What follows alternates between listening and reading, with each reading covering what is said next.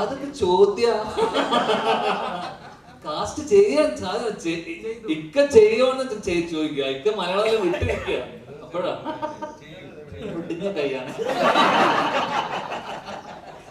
അപ്പൊ അല്ല, നമ്മളൊക്കെ ഇവരുടെയൊക്കെ ഡേറ്റിന് വേണ്ടി കാത്തു നിൽക്കുന്ന ആൾക്കാരല്ലേ നമ്മള്.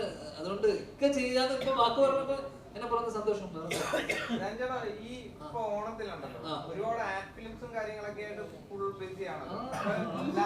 ലാലേട്ടനെക്കാട്ടിയും കൂടുതൽ ഈ ഓണത്തിനകത്ത് എക്സ്പ്ലോർ ചെയ്തത് ആഡ് ഫിലിംസിന്റെ അത്. ലാലേട്ടനെ മൈജിക്ക് എന്നെ വിളിച്ചിട്ട് എനിക്ക് ഡേറ്റിൽ എന്ന് പോകാൻ പറ്റില്ല. നീരജ് ചെയ്തു.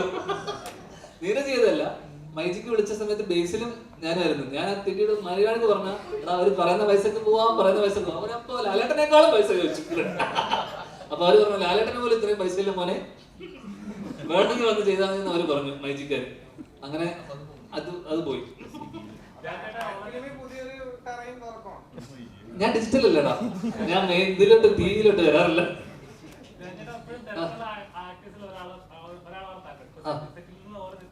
പ്ലസ് പരസ്യം ഇനോഗ്രേഷൻ കട്ട് ചെയ്ത് കണ്ടിട്ടില്ലേ? ഇങ്ങനെ കട്ട് ചെയ്ത് അതെ അതെ അതെ അതെ.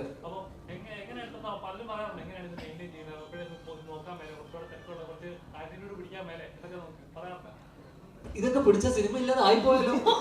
എന്തിനാ ഇപ്പൊ ഉള്ളത് പോലെ പോട്ടേന്നേ, അതല്ലേ നല്ലത് അല്ലേ? കൈ ഒടിഞ്ഞ കഥ പറയുന്നത് അത് ഇവിടുത്തെ നമ്മുടെ ഇതിനകത്ത് നിന്ന് മാറിപ്പോകും. കൈ ഒടിഞ്ഞൊന്നുമില്ല. ലുക്മാൻ ഒരു പടം, ഹർഷദന്റെ ഉണ്ടയുടെ ഒക്കെ പുള്ളിയുടെ പടത്തിന്റെ ഷൂട്ടിനിടയിൽ ഒന്ന് ചവിട്ടിയപ്പോ തെറിച്ചു പോയി, റിസ്റ്റ് ഒന്ന് പൊട്ടി, സർജറി കഴിഞ്ഞു, പ്ലേറ്റ് ഇട്ടു, കഴിഞ്ഞു. ഏതാ സോഫി ചേച്ചിയുടെ പടം ചെറിയൊരു ആക്ഷൻ ഉണ്ട്. പിന്നെ അതിനെ ഫോളോ ചെയ്യുന്ന 2 പടങ്ങളൊക്കെ ചെറുങ്ങനെ.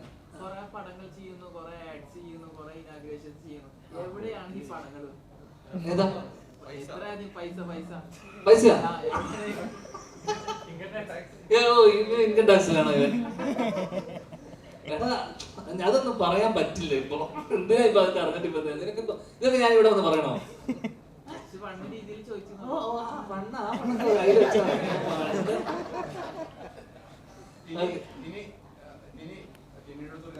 കോമഡിക്ക് ടൈമായി.